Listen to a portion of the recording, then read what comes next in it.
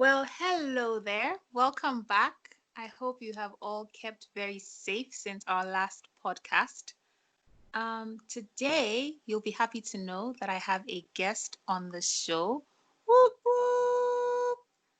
Would you like to introduce yourself?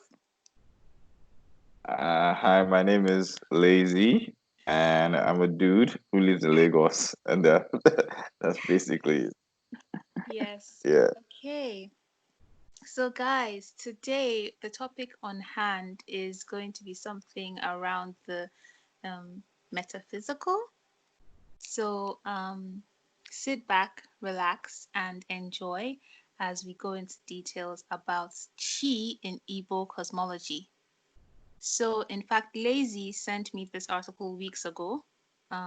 So, tell us what exactly stood out to you. Why did you find it so interesting that you thought to share with other people? Um, what happened is that I've been thinking about the concept relatively. Basically, I think my chi was speaking to me, just reminding me about I was thinking of that concept, and someone shared it, and it took me. I'd had like a minor interest in African religions back when I was in uni. So it just took me back there, and then I read it, and some aspects of it like spoke to me, answered like like those are the questions about like my chi. I wanted to understand that concept. I don't know, for some reason the chi concept came to me again. It's not something I was really familiar with before, so I was wondering why it came to me, and then then someone shared it, and then I read it, and I was like, oh yeah. So it helped me address some of the like concepts I'd been thinking about for a while, and yeah, and I messed with it. So I figured that maybe someone else might enjoy that reading. Okay, perfect. Thank you so much for sharing that piece of information. So, and thank you as well for sharing the article with me because I found it quite an interesting read, although quite long. So, guys, the link to this article is going to be put at the bottom of this podcast on YouTube. You'll also find a link to it on our Twitter page and well, on my Twitter page and Instagram page as well. And yeah, so there are two clearly distinct meanings of the word chi in Igbo. The first is often translated as God, guardian angel, soul, spirit double, if you like. And the second meaning is day or daylight, but it most commonly used for those transitional periods between day and night or night and day. So we speak of chi or fufo, meaning daybreak, and chi or jiji, meaning nightfall. We also have the word mbachi, for that most potent hour of noon that splits the day in two, a time favored in folklore by itinerant spirits and feared by children. So it's important to state that this conversation is going to be focused really on what exactly is chi. So we're going to be looking at it from three different angles. Lazy, would you like to tell us these three angles that we're going to be looking at it from? Yeah, just like how you relate with your like so at least the way the article broke it down, it showed like the relationship between our world and the spiritual world, then ours and our chi, and then chi and and the spiritual world, or chi and God and the supreme creator, basically. So those are like the three major, like if I when I read the article, those are the three things that broke it down, that you probably you could synthesize it down to. All right, Yeah. right. And sorry to go back to the introduction again. I just find it interesting. Would you like to share why exactly you were called lazy? Yeah, it's the I was when I was growing up, I used to be called lazy all the time because I was lazy, and then and then, yeah, and then it's stuff. Yeah, Okay, okay, basically. nice. Nice one. Yeah, yeah. I'm lazy. Okay. It's really that simple. Okie dokie. Fair enough. Yeah. So back to the chi discussion. So in general, we usually see people's chi as their other identity in the spirit land, right? So it's the spirit that's complementing their terrestrial human being because nothing can stand alone. there must always be another thing standing beside it.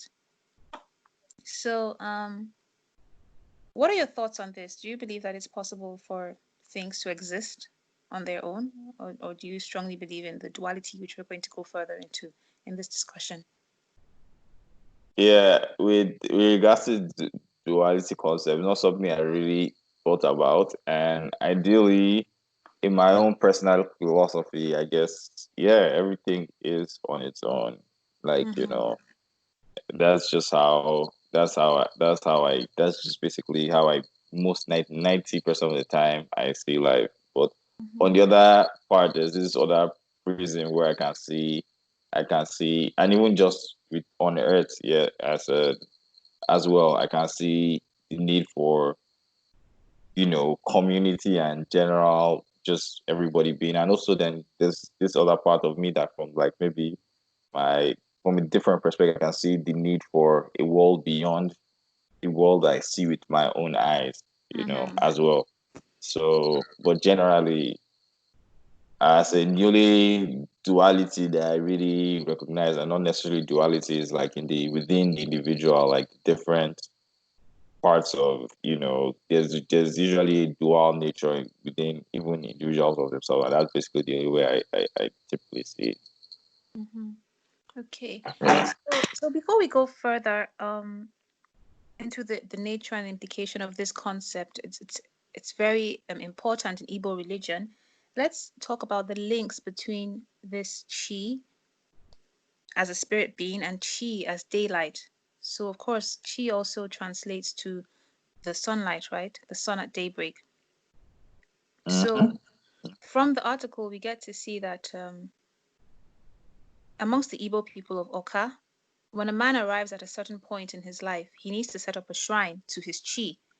He will invite a priest to perform a ritual, and this priest will bring down the spirit being the chi, from the face of the sun at daybreak, and thereafter it is represented physically in the man's compound until the day of his death, when the shrine must be destroyed. First thing that came to my mind when I was reading this article was Mulan. Many of you may have watched this cartoon as kids. You know how they had this shrine to their ancestors, and then the spirits will come out and stuff like that. That was the first thing that came to my mind. But Yeah, yeah, anyway, yeah, so the yeah. implication of this is really that the person's chi normally resides with the sun, the bringer of daylight. Yes? And that's one way I think they could see it. Like, but what? Yeah. So that's like I don't think anybody really knows where the chi exists, or but yeah, but I think it's like if you read through the article, they keep on the sun is like apparently a big part of like Igbo cosmology, and Mm-hmm. and then chi plays a role, like, yeah, so people can say your chi comes from the sun or somewhere near the sun.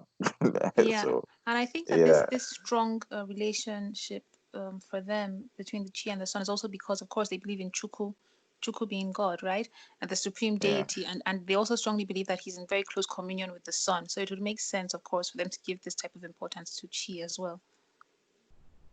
Um, Yeah, so yeah, like I can see that, like, so obviously if depends on how you see chi. So if chi is a manifestation of God, and then it will be close by to God. So yeah, it totally makes sense. The thing about that anecdote that actually stuck to me was, and I wish they actually dwelled on it, is like how often is that practice? How mm, often? Yeah, I don't know if you have the article, but there's a line about it comes a stage in a man's life where he might need to call on the chi. I was like, and yes, I yes. just always wonder, like, what yeah, I don't know. Is it like, because I don't normally people don't I don't know people don't normally call on spirits to chill in their homes. It's Mm. very unusual practice. So Is it something though? deep Is it unusual? Is it unusual though?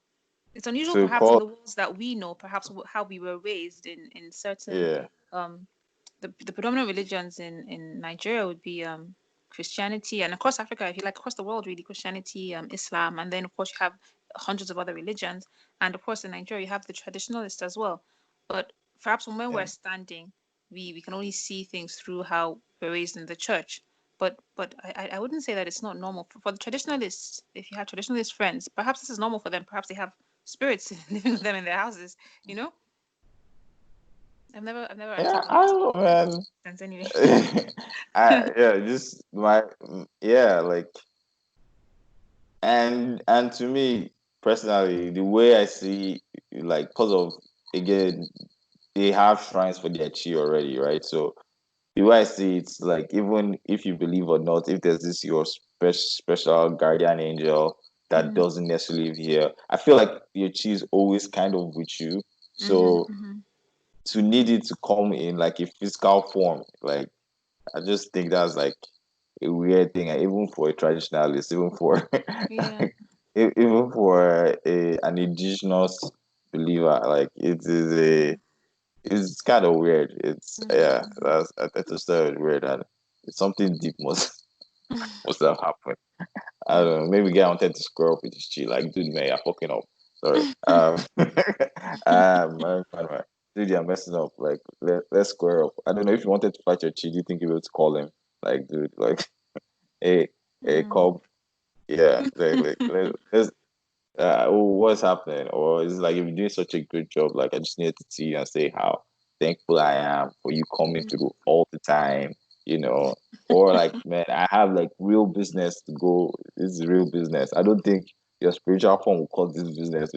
We need we need you here live and direct to to handle to handle this to handle this business. You understand? So Yeah. yeah, I just, that when I read that line, like, if I have more, if I ever have the interest to dig deeper into, that's something I would be interested in looking, like, what happens in your life that you need your chi live and direct. Yeah. Mhm. Okay. So again, all of those things then carry on to us talking about the duality of the notion of duality in the Igbo thought. Um, and so there's a very interesting phrase in the article that says, I'm pretty sure I just hit on this before, but it goes further. It says, wherever something stands, something else will stand beside it. Nothing is absolute.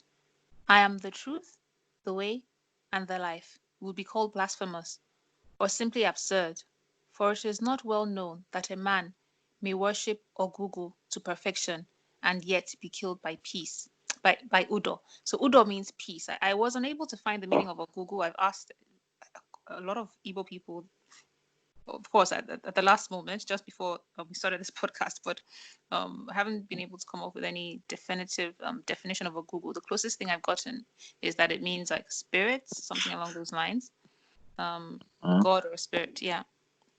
So in any way, um, basically the world that we live in has double, it's double and counterparts in the realm of the spirit. So a man lives here and his chi there. As Lazy was just saying, that why do you have to then call your chi, physically all the way here? Of course, this is because we're not in the same place, and perhaps yes, the person's calling their chi to have a good conversation with them and say, "Oh yeah, good job," or "Hey, why are you slacking?" You know. Yeah. Um, So, in fact, a human being is only one half, and the weaker half at that, let's bear that in mind. And there's a complementary spirit being chi. So, the Igbos generally look forward to the next world as being much the same as this one. So, they picture life there to be exactly as this world, right? The ground is the same as here, the earth is similar, there are forests, hills, valleys, rivers, and roads leading from one town to another. So people in the spirit land also have their ordinary occupations, and the farmer has his farm. Now, in Nigeria, for example, and I'm sure across many other African countries, there have been stories of how people say, "Oh, this person died in this town, and 20 years later, we saw them living there." Hey, you know. So, Yeah. um, for me, it brings a question about this fluidity in chi. Was it the person's chi, perhaps, that came back as the person, or Yeah, what happened? They didn't transition to the next world, or what? So how exactly did that person manage to die and then still stay here? But then the point was that when somebody that knew them from their former life would see them, they would suddenly vanish. So there's so many interesting things that happen in the spiritual world that we are quite oblivious to. Yeah, Um, yeah, yeah. So yeah. that's yeah. Tell me. So the thing that caught my head is that when you were talking about the dual world, because I generally I thought it was referencing to, like, maybe the she was living in, like, it was the so like the way he described it, like the ancestors live in one place Mm, that's very similar to here. So like when you die, you go on, like when you die, you just go to a place that's just much like here. That mm. doesn't seem like a very optimistic view of heaven for me. I'm just going to say Yeah, but that's the thing. They that. don't even believe in heaven and all these like constructs to begin with, right? Well, that is The a, idea like, is and the just afterlife is oh is yeah, a the afterlife then. Yeah. yeah, that's not an exciting afterlife, basically, for Really? me. It's What would be like, exciting for you? mm, basically no afterlife, but that afterlife. Wow.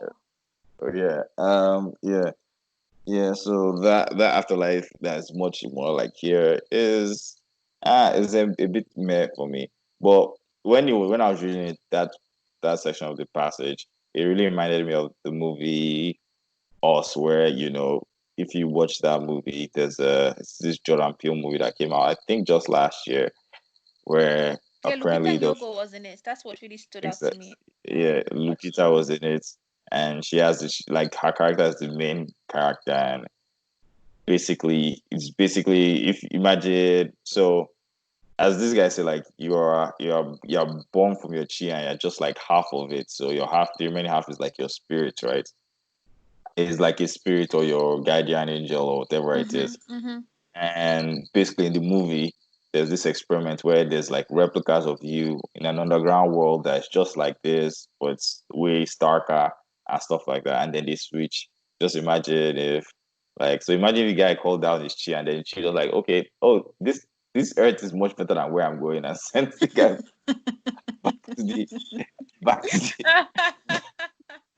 back to the other place. Yeah, but the thing is that here is like the way your ancestors Isn't live that is not what everywhere. happened in that movie where Eddie Murphy was like super fat, like his remember there was a movie back then that something took over Eddie Murphy's body, but he couldn't actually come out.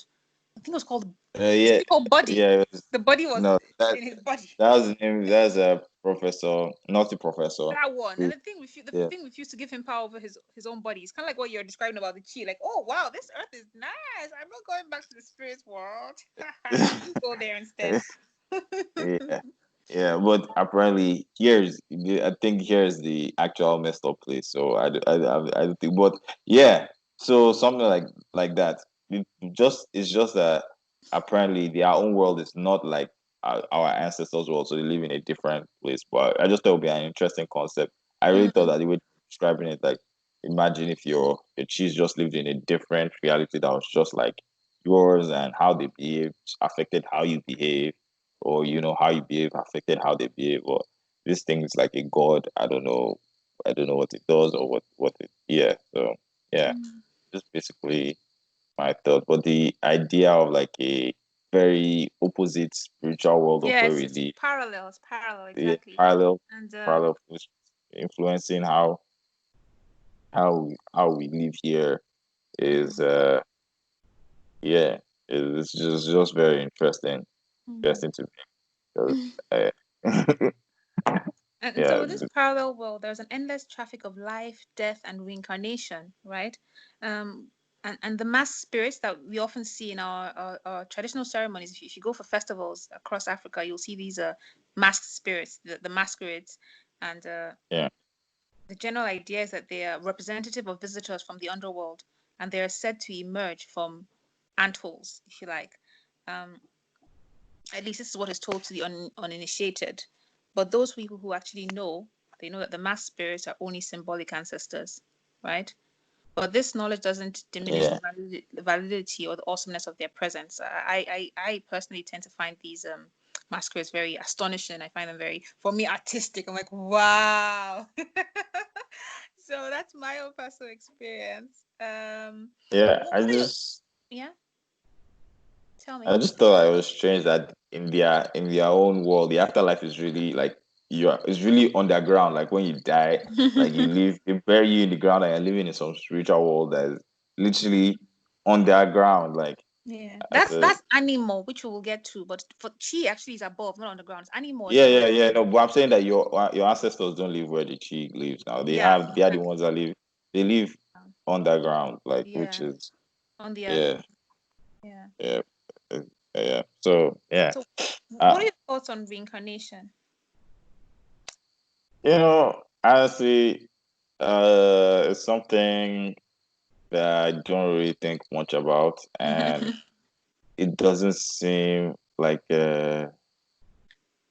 I say I've never like people. I hear people call people old souls and stuff like that. I Mm. just it's never really again like a lot of metaphysical things don't really appeal to me, but this concept does. This chi concept, but most of Mm. them don't. And I'm like, what's the whole point? Like you have to what's, live what's it the again, point? like again, another one. Obviously, Yeah. So from me, um, my stance is the both of them appeal to me. I'm in agreement with the whole idea of a chi as well as the idea of reincarnation. Yes. Yeah. mm, is I don't know, like what is appealing of in the concept of reincarnation is yeah, it's wow.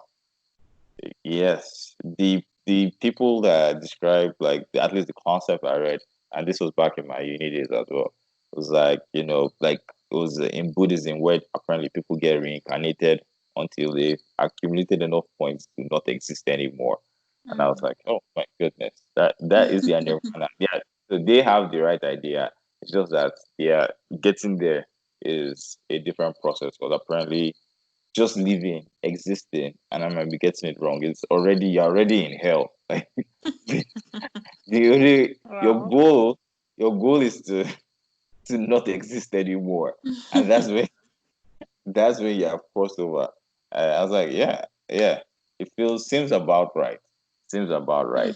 So they have Yeah. a much more is the cycle is vicious with a much more virtuous ending than this reincarnation cycle where you live and die, you live and die just for infinity. That is a vicious cycle with no ending, just a yeah ending in sight. Yeah, it sounds terrifying to me. Yeah. Oh, bless. So Mm. the ancestral spirits, as we said, they're more based somewhere else called the animal, which, as we already highlighted, is underground, whereas the chi is above. Now, there are some stories which are about folklore given about how important the chi is. For example, there's a story of a proud wrestler, um, and he basically threw every challenger in the world, and then he thought, well, I'll just go to the world of the spirits. Now, challenge after challenge, he threw all of them, including those with multiple-headed, um, those multiple-headed challengers. Now, there was nobody left to fight, but the wrestler refused to leave. The spirits begged him to go. His companions begged him. His companion praise singer on the flute pleaded with him, but it was all in vain. He was like, there must be somebody left. Surely the famed land of spirits can do better than this. And everyone begged and begged and begged him to just take his laurels and go, but he refused. Finally, his own chi appeared, reluctant, thin as a rope. The wrestler laughed at this miserable looking contender and moved forward contemptuously to knock him down. And you know what? This chi lifted the guy off the ground with his little finger and smashed him to death. So basically, the ideology behind this is just to say that um, the chi is extremely important, right? It just shows the importance of a chi in relation to an individual. So, Yeah, yeah. I guess we're into Like the second concept that he described, like I guess we're getting warmer there, where where he really talks in depth, and which is what really appeals to me. Like, Mm-hmm. yeah, like your chi is your creator, and yeah, and then as I think you said it earlier, you are the weaker form, and so no matter what Exactly. physical appearance like you have versus your chi, like you are the inferior being, Subordinate, and so yeah. yeah, like and again, so your chi is your personal god, and I don't believe in human beings fighting their gods. So yeah, Yeah. I don't need that cautionary tale. Oh, Yeah. So there was another although cautionary tale about Chi, and this time it involves a little bird, Nza. This Nza ate and drank more than was good for him, and in a fit of recklessness, it was taunting his Chi, and he said, "Come and get me if you would, if you could, like catch me if you can," that kind of thing. And then a hawk swooped down from the clear sky and carried him away. Now, this shows the foolishness of counting on Chi's remoteness, because we were talking before about how, oh, the Chi is located somewhere else, right? But in fact, the Chi is so powerful that it doesn't need to come in person or act directly, but it can use one's enemy who is close by. For example, the hawk came and took the bird, right? As opposed to the Nza's actual Chi. mm, Now, the story of the headstrong wrestler, which we just talked about, it also makes a very important point that a man's chi does in fact have a very special hold over him, such a power that no other power can muster, right? That's why mm-hmm. it's very important, um, well, to be wary, as Lazy already said. Do not fight your gods. Do not fight those that are more powerful than you. Um, I'm just saying, if you don't believe in them, feel free to do what you want, but I'm just, yeah, well, it might not end well. yeah. Uh, And so this very special power that a chi has over its man, it really is oh, exemplified in a proverb that says, no matter how many divinities sit together to plot a man's ruin, it will come to nothing unless his chi is there among them. Clearly, chi has unprecedented veto power over man's destiny. And this brings to my mind something with the Yorubas as well called your ori, your head. So you have your oriki, these songs, if you like, these praise songs that are sung to you, and people people are quite cautious to hide their oriki because somebody can maybe like place a curse with you based on your oriki. They can harm you spiritually based on your oriki, right? And we'll go on further and we'll see how people can actually, place a curse on you with your chi or your AK.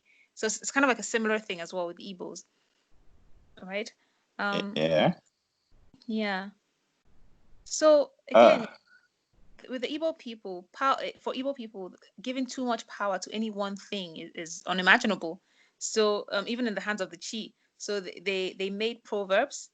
They went to work again and they made proverbs. For example, the well-known, pardon my pronunciation here, onye kwe chie kwe. So if a man agrees, his chi agrees, right? So this kind of gives a little bit of power, returns a little bit of power to the man. So the man agrees first, then his chi agrees. Do you see? Um, mm, And with the Igbo man, if you want to know how life has treated him, a good place to look is the name his children bear. His hopes, his fears, his joys, his sorrows, his grievances against his fellows, or complaints about the way he has been used by fortune. Even straight historical records are all there. And because Chi is so central to Igbo thought, we will also find much about it in proper names than from any other single source. Chika, for example, Chi is supreme. Chibuzo, Chi is in front. Nebechi, look to Chi. These are just a few examples of the large names that show the general primacy of Chi over mankind. Chinwuba asserts Chi's special responsibility for increase and prosperity. Chinwendu, its power over life, and Chikadibia over health. A man who suffers from false accusations or calumnies heaped on him by his fellow may call his child, Chie Bonam, may Chi not accuse me, meaning that the moral justification which Chi can give is what counts in the end. So basically, everybody else can be saying bad things about you, but as long as your Chi is on your side, your Chi doesn't accuse you, it's all well, right? Yeah, yeah. So it's unusual to link chi to a moral sanction, a responsibility that belongs normally to Ani, the earth goddess, and the proper source of moral law. And we can see this fact in a name like Aniebonam, which is analogous to Chiebonam. Yeah. Is there anything you'd like to add, Lazy? So basically, from like this part, like so, when I was saying that, yeah, concepts that really just help clarify things. At least seeing how people see things can help clarify things on like big philosophical questions people have had. Like so one of the things is how much of a man's work really determines. Is life predetermined, or is there something you can uh is there something you can do? Is it, or is it, so the issue of determinism versus free will, and then the chi plays like a role in addressing that. Basically, the way they address that issue in this Igbo philosophy using chi is that you play a role in your life, um but you probably at conception where you and your chi discuss like your life out, I guess, and then you can't go against that this thing, whatever your role is. So Yeah. in with during your lifetime or something. So your chi, like your chi is basically the enforcer of an agreement that you have. So I don't know how like the contract is spelled out. So your chi is basically I don't know what how the contract is spelled out between you and your chi. So if it's not in the contract for you to be as messed up by other divinities, I guess, then whatever your contract is. So with your chi is determined at the beginning, so it's like an enforcer. So it Yeah. gives man agency as a control over their life, while acknowledging that everything in your life is not within their control. So Mm-hmm, you mm-hmm. so and and you can be a good person and bad things will happen to you. You can be hardworking and and bad things will not work. So it's not about whether you're good or hardworking or anything. Your life, your fate may not be determined by that. It might be determined by this, like, as I think the word he used was like a primordial agreement, like before you were born. And since you don't know the nature of the agreement, you're not aware, you don't know what the agreement says. So you just, all you can do, I think, while you're here is just to work at it, and try and be a good person, and hopefully your agreement doesn't suck.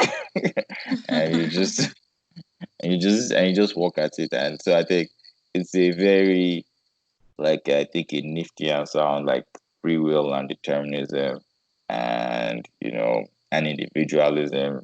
And those are things and it's something that can work for someone that's struggling to, because like, even from a, like, if you leave this conversation, that, like, nature versus nurture, like there's like natural instincts that will drive you towards certain things that you didn't think you were capable of, just natural things that drag you there over time, and you're like, what's the point? Like people look at their lives versus their parents' lives, right? And they think they're going to be so different. Then 50 years from now, they're like the same in the Mm. same spot, and they're like, did I even have a chance? Did I was this always going to be me? Like, did I, you know? And you just you never know. So those things are obvious to our eyes, like in the nature natural part of the conversation, and in terms of free will. But at the end of the day, like, it doesn't mean you should not work at it.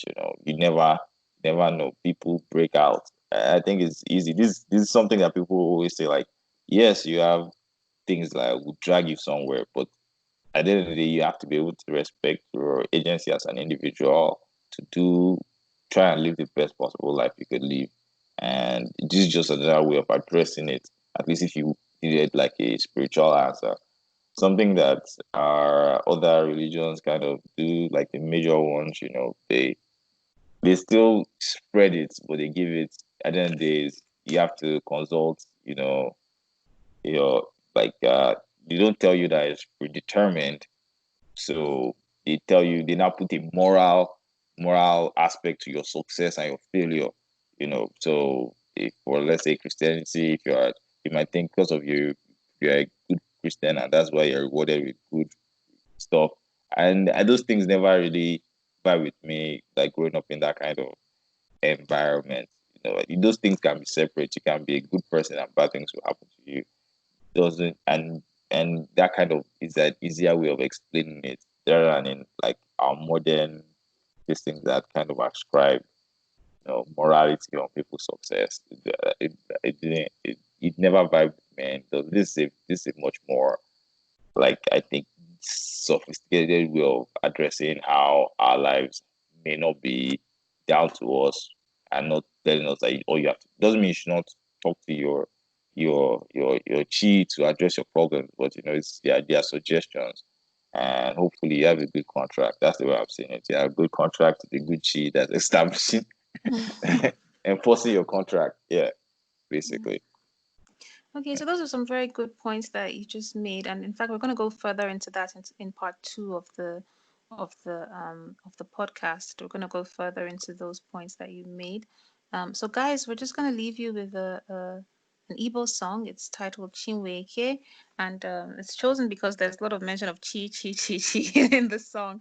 Now, I don't know the actual translations, but you're welcome to ask your Igbo friends for the translations, and please join us back in click on part two of the podcast. And don't forget to follow on social media at Orekelewa Podcast on Instagram and Orekelewa Pod on Twitter.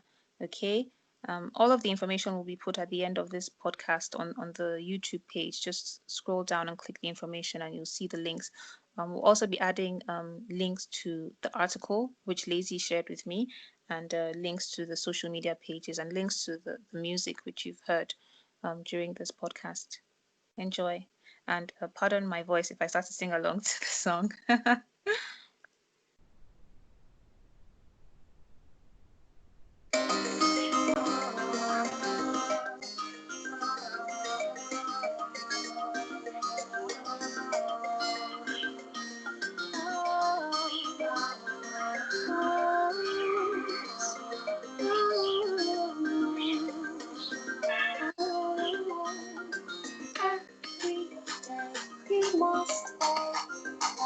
Don't say a little prayer to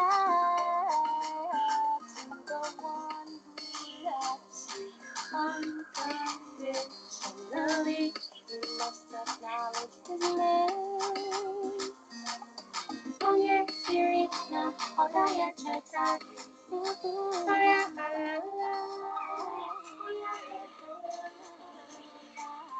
Onye siri na ọ gaghị echeta gị. Ọrịa ala. Ọrịa efola. Cheta.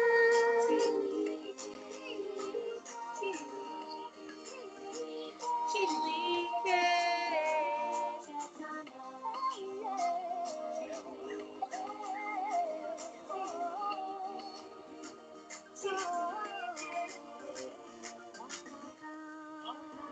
Onye kere ihe niile agbachiri ụzọ onye bụ ike nna nọ n'eluigwe ọ dịrị gị isi mgbidi ọka njedebe onye dịka gị chikacha mma chikacha mụ narị ekele narị ekele